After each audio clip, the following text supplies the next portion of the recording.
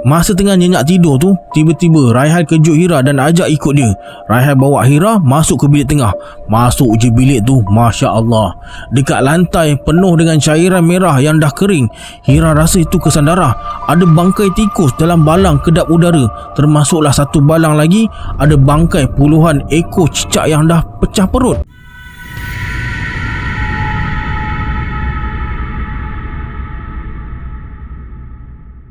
A'udzubillahi minasyaitonirrajim. Bismillahirrahmanirrahim. Assalamualaikum semua, kembali lagi bersama saya Syarul. Terima kasih sebab dah klik video ni. Semoga yang menonton video ni ditambahkan rezeki dan dipermudahkan urusan dunia dan akhirat. Alright, hari ni saya akan kongsi kisah sepasang suami isteri yang disihir oleh sepupu mereka sendiri untuk porak-perandakan rumah tangga mereka. Nak tahu kisahnya macam mana? Tonton video ni sampai habis. Jangan lupa subscribe, like dan komen dalam video ni. Pada nak join grup Telegram saya letakkan link dekat bawah.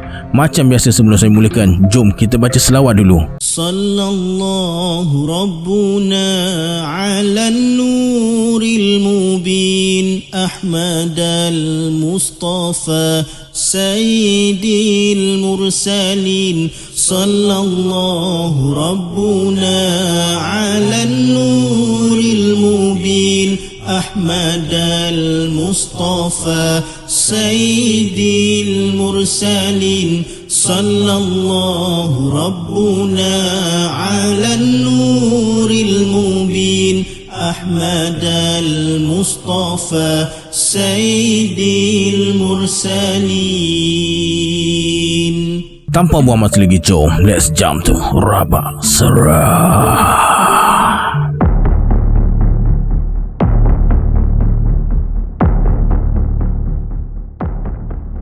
Dah 6 bulan Hira dan Raihal kahwin atas dasar suka sama suka. Mereka dah kenal dekat 5 tahun. Genap sebulan bercinta, Raihal ajak Hira kahwin. Mereka bertunang selama sebulan. Persiapan pun ala kadar je. Hira kerja sebagai setiausaha di sebuah syarikat pembinaan. Raihal pula seorang doktor. Raihal memang gacak. Kadang-kadang Hira rasa macam tak sepadan dengan Raihal. Sepanjang perkenalan mereka selama 5 tahun tu, macam-macam masalah Raihal pernah luahkan dekat Hira. Antaranya kaki tangan hospital yang asyik cuba pikat si Raihal ni. Hira senyum je dengar. Raihal ada seorang sepupu bernama Kamal. Hira kenal Kamal lepas mereka bertunang. Dan bermula dari situ, Hira perasan Kamal macam tak suka dia. Entahlah, mungkin perasaan kot. Rumah Kamal bersebelahan dengan rumah mak mertua. Setiap kali pergi rumah mak mertua, Kamal mesti ada. Hira perasan macam Kamal curi-curi pandang dia. Bila Hira pandang dia balik, cepat-cepat Kamal kalih pandangan dengan jelingan maut. Jelingan dia tu macam dia meluat, menyampah sangat-sangat dekat Hira. Hira pernah bagi tahu Raihal, tapi dia cuma senyum dan suruh Hira abaikan je. Memandangkan Raihal pun macam tak kisah, Hira pun ikut nasihat dia untuk abaikan je, walaupun hati rasa tak sedap. Sebulan berkahwin, Alhamdulillah semua berjalan dengan lancar. Walaupun masa dekat-dekat tarikh perkahwinan tu, Hira rasa macam dah buat keputusan yang silap. Lepas kahwin, mereka sewa di sebuah rumah teres jenis semidi. Masih dalam proses survey untuk beli rumah sewa tu ringkas je. Perabot pun tak banyak dan Raihal ni OCD, tak suka banyak barang. Katanya cepat berabuk. Dia tak suka keadaan serabut dan padat dengan macam-macam barang dalam rumah. Hira ikutkan je. Lagi simple, lagi senang nak mengemas. Masuk bulan kedua berkahwin, Raihal makin sibuk dengan kerja. Kadang-kadang sampai tak balik rumah. Kalau balik pun mesti dah lewat malam. Disebabkan dia sibuk dengan kerja, Hira pun sibukkan diri dengan kerja dia juga. Kadang-kadang sengaja buat OT. Kalau balik rumah pun bukan ada sesiapa. Bosan duduk sorang-sorang dekat rumah tu. Satu hari tu, Raihal cakap dia kena outstation 2 minggu. Jadi Raihal suruh sepupu dia temankan Hira dekat rumah. Mula-mula Hira tolak sebab dia dah biasa duduk rumah sorang-sorang. Tapi Raihal berkeras juga nak sepupu dia temankan. Hira pun setuju. Masalahnya Hira tak kenal sepupu dia tu. Keluarga Raihal ni besar. Hira belum kenal habis lagi saudara mara sepupu sepapat si Raihal tu. Pagi Isnin tu, Hira hantar Raihal pergi airport. Dia outstation dekat utara Semenanjung. Raihal bagi tahu sepupu dia akan datang pagi esok. Hira okey je. Bila tengok Raihal pergi, Hira rasa sayu juga. Macam berat nak lepaskan dia. Dan pula rasa tak sedap hati. Mungkin sebab pertama kali berjauhan sejak berkahwin ni. Balik rumah, Hira terus kemas bilik tengah. Rumah mereka ada 3 bilik. Master bedroom mestilah Hira dan Raihal yang duduk. Bilik tengah mereka buat bilik tetamu, dan bilik hujung tu mereka letak almari baju. Ada 4 almari baju. Baju-baju Raihal ni memang banyak, lagi banyak dari baju Hira. Esok petang tu sebuah kereta Vios hitam berhenti depan pagar rumah. Keluar seorang perempuan berbaju kurung, tak pakai tudung, yang Hira rasa itu adalah sepupu Raihal. Cantik, putih melepak. "Hai Kak Hira, saya Sofia, sepupu Raihal," katanya sambil bersalaman. Lepas salam, Hira jemput Sofia masuk rumah. Lepas tu Hira jenguk dekat luar rumah. Perhati kereta Vios hitam tu, sebab Sofia keluar dari bahagian penumpang, bukan pemandu. Bermakna ada seseorang yang hantar dia. Tak jemput husband masuk ke? Bukan husband lah, tu abang Sofia. Kejap lagi dia masuk lah tu. Dia tengah jawab call. Hira terus bergegas ke dapur nak buat air untuk mereka. Nasib baik Hira ada buat bihun goreng tengah hari tadi. Dia letak dalam 2 pinggan untuk Sofia dan abangnya. Sambil menatang dulang ke ruang tamu, Hira nampak abang Sofia masih berbual dekat telefon, tapi dah keluar dari kereta, tengah berdiri dekat porch membelakangkan rumah. Sofia pula tengah heret beg pakaian masuk rumah. Lepas letak dulang atas meja depan sofa, Hira berlari ke arah Sofia nak tolong dia angkat barang. Banyak betul barang Sofia, dah macam nak pindah duduk sini terus. Padahal 2 minggu je pun. Hira tunjukkanlah bilik Sofia. Beg-beg dia pun Hira terus letak dalam bilik. Sofia sibuk keluarkan barang-barang dia dari dalam beg. Hira ajak minum dan makan pun dia tak nak. Dia cakap kenyang lagi. Hira terus keluar ke ruang tamu, sebab ada lagi seorang tetamu kan. Masa keluar tu, Hira perasan pintu bilik dia terbuka. Raihal memang pantang kalau buka pintu bilik luas-luas. Banyak kali Hira kena tegur dengan dia. Disebabkan dah banyak kali asyik kena tegur, Hira pun dah terbiasa tutup pintu setiap kali masuk atau keluar bilik. Hira pelik, kenapa pintu bilik dia boleh terbuka, tapi dia abaikan je. Mungkin dia terlupa nak tutup pintu tadi kot. Jemputlah minum dulu. Tadi saya ada buat bihun goreng, makanlah. Hira jemput abang Sofia makan. Masa tu abang Sofia dah ada dekat sofa. Dia tunduk pandang telefon. Masa Hira tegur suruh makan, terus dia pandang Hira. Hira tersentap. Rupanya abang Sofia tu adalah Kamal. Tiba-tiba Hira rasa terkaku, berdiri tepi sofa. Kali ni muka Kamal nampak tenang je, tak macam selalu Hira tengok masa dekat rumah mak mertua. Nampak bengis dan kasar. Hari ni nampak macam okey pula muka dia. Berapa lama Raihal outstation? 2 minggu. Lama juga. Hira terdiam, tak tahu nak buat apa. Berdiri kaku je tepi dinding. Rasa serba salah pula. Tiba-tiba Sofia datang ke ruang tamu. Lega sikit. Lepas tu mereka berdua kusyuk makan bihun goreng. Hira cuma perhati je. Sofia ni memang jenis pegang telefon tak lepas. Tengah makan minum pun pegang phone juga. Kamal pula berselera betul makan bihun goreng tu. Siap cedok sikit bihun goreng dalam pinggan si Sofia tu. Dari situ Hira rasa selama ni perasaan dia je kot, kononnya Kamal tak suka kan dia. Abang Kamal tidur sini juga tau. Untuk malam ni je kan? Taklah, abang Kamal duduk sini sampai abang Raihal balik. Lagipun abang Raihal yang suruh. Terbeliak biji mata Hira. Takkan Raihal suruh si Kamal duduk sekali dekat sini? Tak boleh jadi ni. Hira terus minta izin masuk bilik. Cepat-cepat dia telefon Raihal nak minta penjelasan dia. Memang Hira betul-betul tak puas hati. Kamal tu dah lelaki, duduk pula serumah. Memanglah ada Sofia, tapi tak manis lah, dan Hira rasa tak selesa. Hira telefon Raihal, tak berjawab. Dia cuba lagi dan lagi, masih sama, tak jawab juga. Hira punya tak puas hati masa tu dah makin memuncak. Jadi dia bertenang kejap, ambil wuduk segala bagai. Dah okey sikit, baru dia keluar. Sampai dekat ruang tamu, Kamal duduk sorang-sorang dekat situ. Sofia dah masuk bilik rasanya. "Saya tidur mana malam ni? Maaflah, saya tak tahu awak ketinggal dekat sini juga. Jadi saya tak prepare apa-apa untuk awak. Kalau awak tidur dekat sini boleh? Ada tilam dekat bilik belakang, nanti saya ambil." Baiklah. Malam tu mereka keluar makan dekat luar. Hira memang dah rancang nak bawa Sofia makan dekat luar, sebab barang-barang dekat dapur dah habis.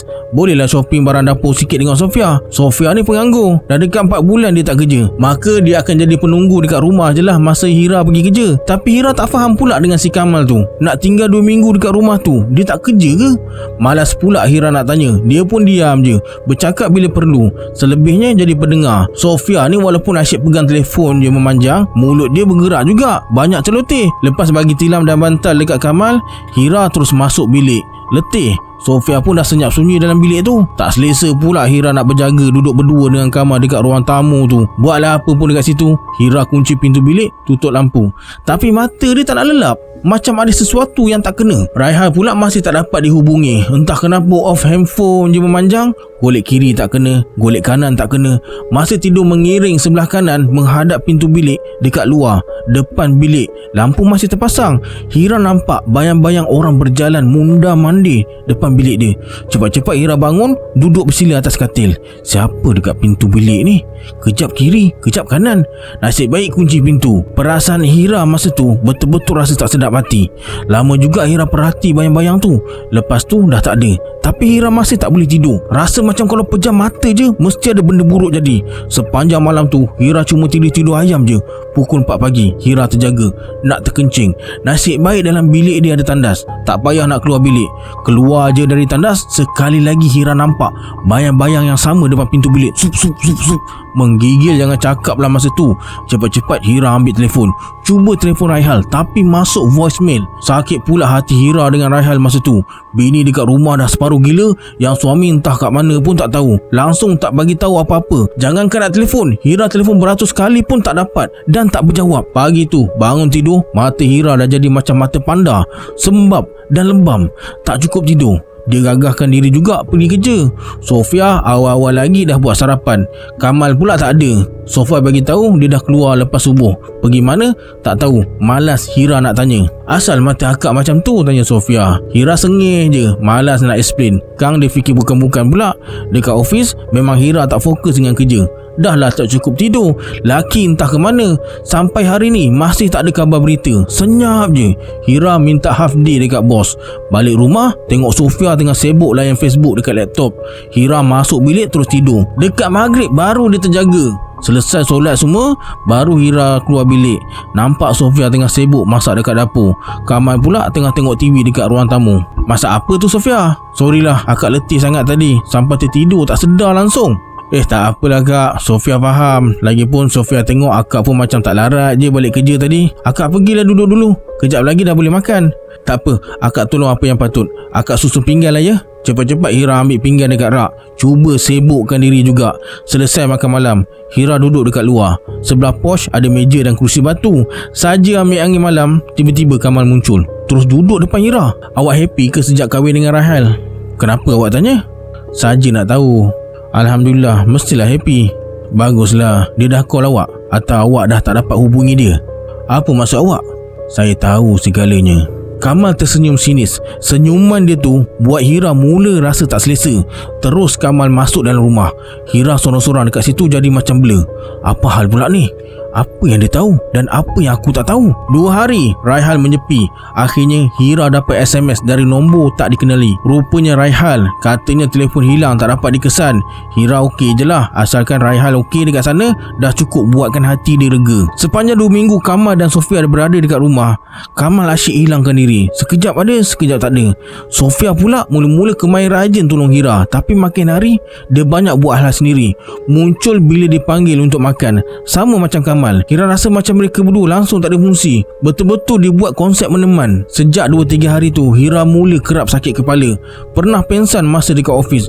Bila bos bawa pergi hospital, doktor cakap Hira okey. Mungkin stres. Hira iyakan je. Kalau dah doktor sendiri cakap okey, takkan nak menindakkan lagi keputusan doktor. Kebetulan doktor yang rawat Hira tu kawan Raihal. Apa lagi dia repot terus dekat Raihal. Bila Hira janji dia akan sentiasa jaga diri, barulah Raihal tenang. Ikutkan Raihal memang nak pecut balik rumah je. Hira okey dan masih okey. Raihal ada tanya tentang Sofia. Hira bagi tahu Sofia ada temankan dia. Tapi pasal Kamal, langsung tak terdetik pun Hira nak buka mulut pada Raihal. Akhirnya lupa macam tu je. Lepas solat maghrib, Hira dah hadir dekat dapur nak siapkan makan malam. Tengah khusyuk basuh beras dekat sinki, tiba-tiba terdengar macam ada orang baling batu dekat tingkap. Depan sinki ada tingkap jenis nako. Tingkap tu ditutup dengan langsir. Disebabkan rasa ingin tahu yang tinggi, Hira Hira selak langsir dan buka tingkap. Allahu Akbar. Hira nampak kelibat pocong tengah hantuk kepala dekat cermin tingkap nakor tu. Muka hitam legam macam tengkorak, mata terjojol keluar, hampir terjatuh.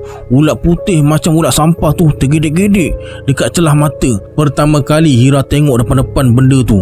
Seluruh badan menggigil, lutut terasa lemah, mata terpaku tepat dekat pocong tu. Nak toleh pandang ke arah lain tak mampu, macam ada orang pegang kepala supaya tengok benda tu. Dekat 5 minit Hira terkaku pandang benda tu.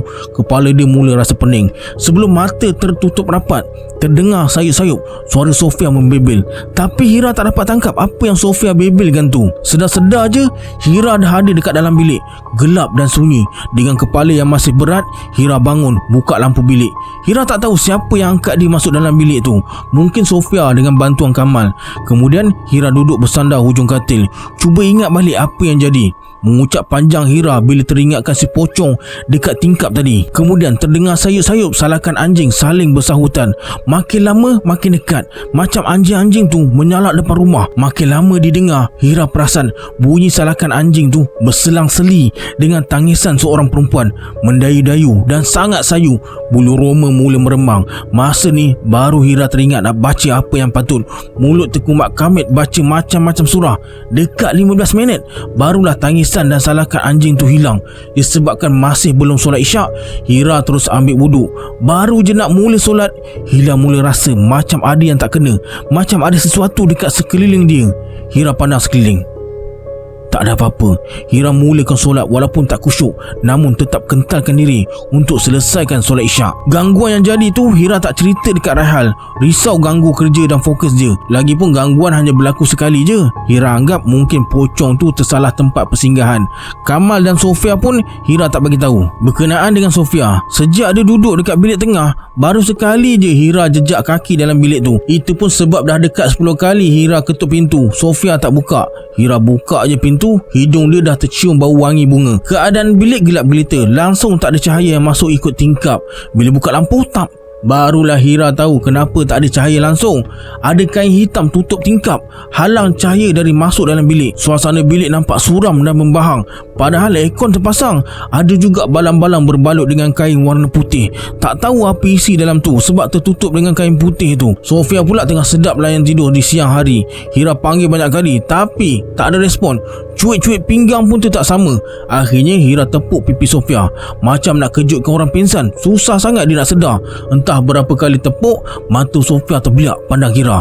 Matanya kemerah-merahan macam orang sakit mata. Lepas tu Sofia cengkam lengan Hira.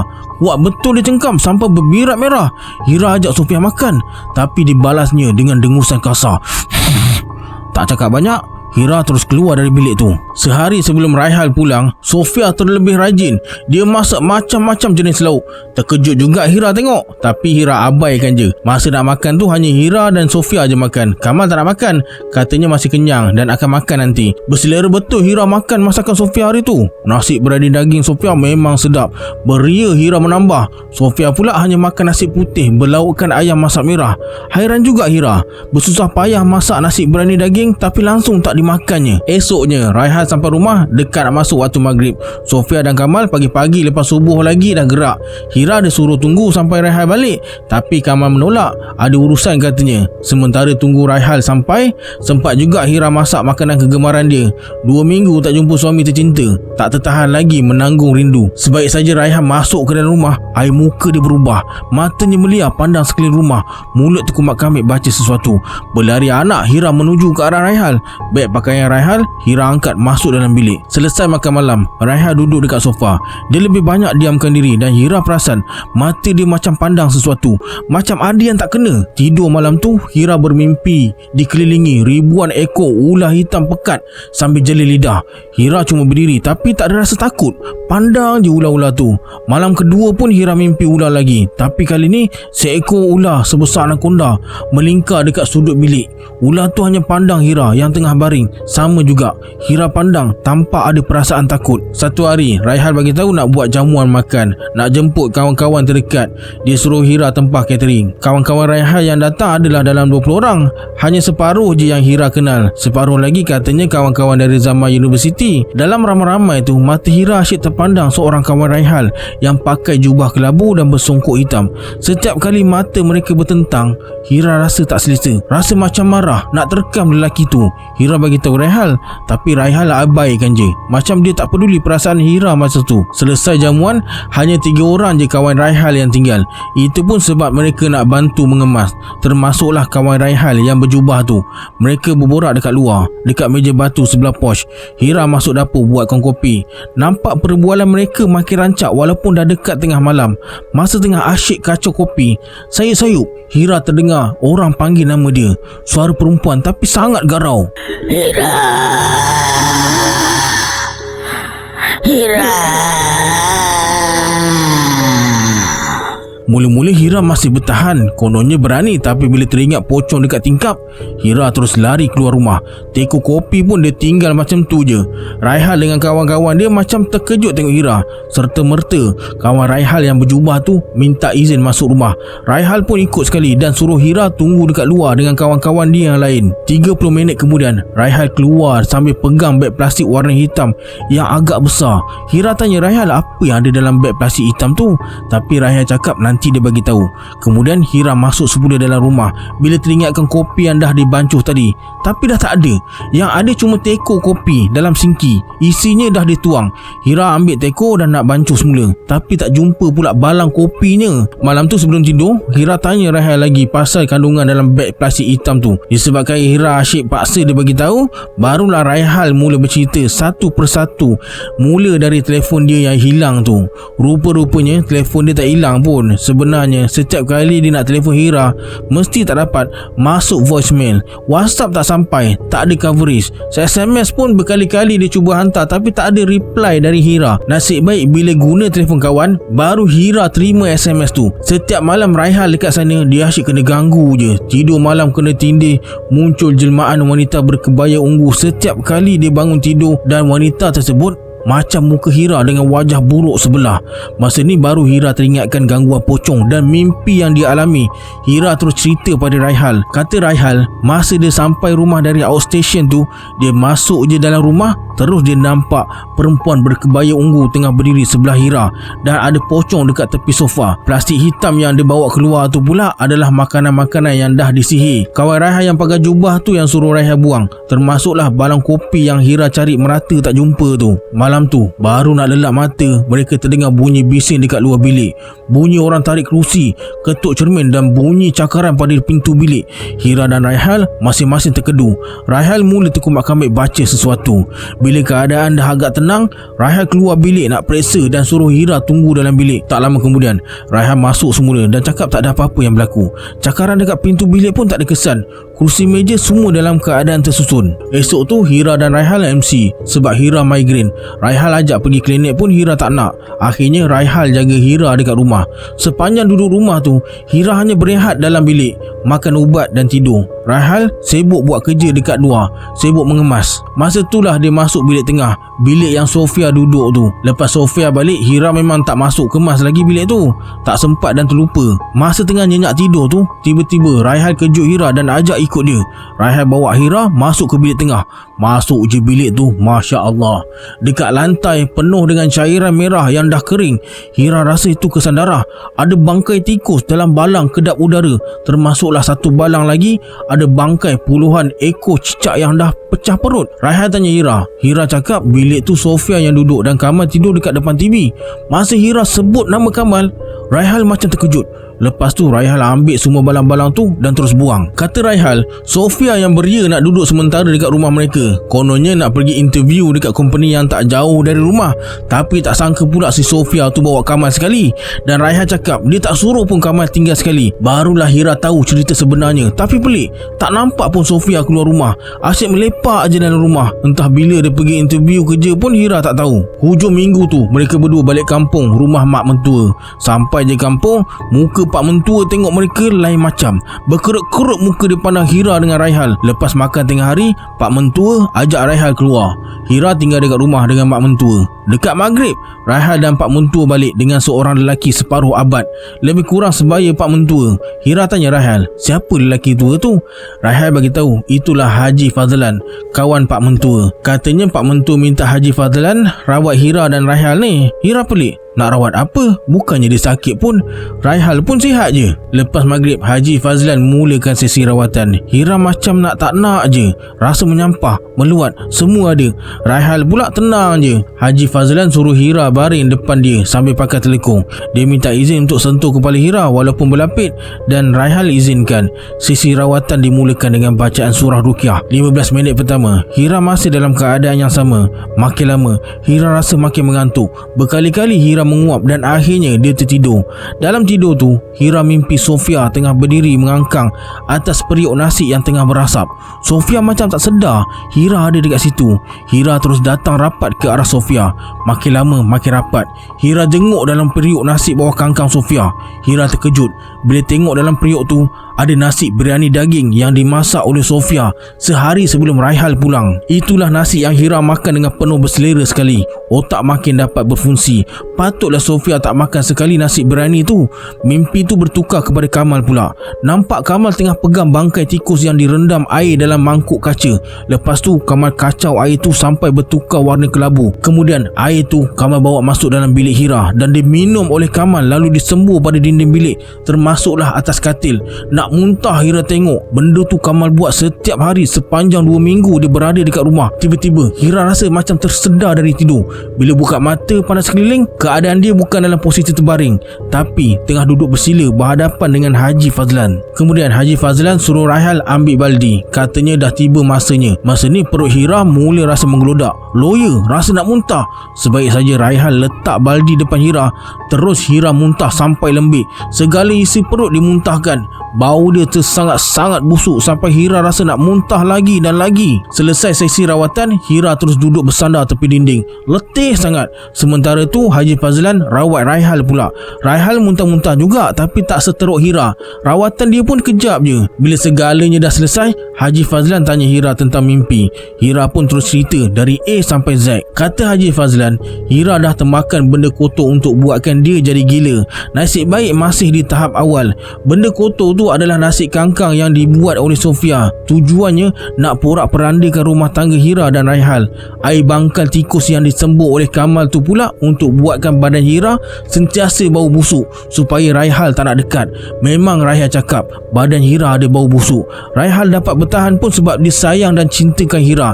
Dari apa yang dia beritahu oleh Pak Mentua, Sofia ada saka dari keturunan sebelah ibunya, iaitu adik ipar Pak Mentua. Kamal hanya sebagai pembantu Sofia untuk jalankan kerja-kerja kotor tu. Rupanya sebelum ni ibu Sofia pernah cakap nak jodohkan Sofia dan Raihal, tapi Pak Mentua tolak sebab tak nak Raihal peristrikan perempuan yang ada saka. Mungkin Pak Mentua dah terlepas cakap yang membuatkan Sofia berdendam sampai sanggup porak-perandakan rumah tangga mereka berdua. Raihal pula tak tahu menahu tentang tu. Kalau dari awal dia tahu memang dia tak bagi Sofia tinggal rumah mereka sepanjang dia tak ada tu. Tentang gangguan-gangguan lain tu pula, itu semua kerja keras saka-saka Sofia. Genap seminggu mereka dirawat. Alhamdulillah, Hira dan Raihal 100% bebas dari benda tu. Segala gangguan pun dah tak ada. Haji Fazlan ada datang bersihkan rumah dan pagar sekeliling rumah. Dia ada jumpa tulang anjing ditanam belakang dapur dekat tingkap tepi sinki tempat Hira nampak pocong tu. Sofia sekeluarga pula dah pindah secara kelang kabut. Sebelum pindah tu, Kamal dan ibu dia ada datang minta maaf dekat Pak dan Mak Mentua atas apa yang mereka dah buat. Kamal buat semua tu sebab nak Sofia bantu dia dapatkan projek-projek besar, memandangkan Kamal ni kerja dalam sektor pembinaan. Sofia pula mati-mati tak nak mengalah. Masih dengan egonya, dia tak bencikan Hira dan Raihal, cuma dia terguris dengan kata-kata Pak Mentua sebab tolak hasrat ibunya untuk jodohkan dia dan Raihal. Disebabkan Sofia ni ada saka, jadi Hira dan Raihal yang jadi mangsa. Apa-apa pun, Hira dah maafkan Sofia. Okey, sampai sini dulu kisah untuk hari ini. Sebelum kita berpisah, anggaplah kisah ni sebagai hiburan semata-mata. Janganlah terlalu mudah percaya. Hanya yang mengalaminya tahu akan kebenaran sesuatu kisah tu. Kita berjumpa di video akan datang. Saya Syahrul. Assalamualaikum. Adios.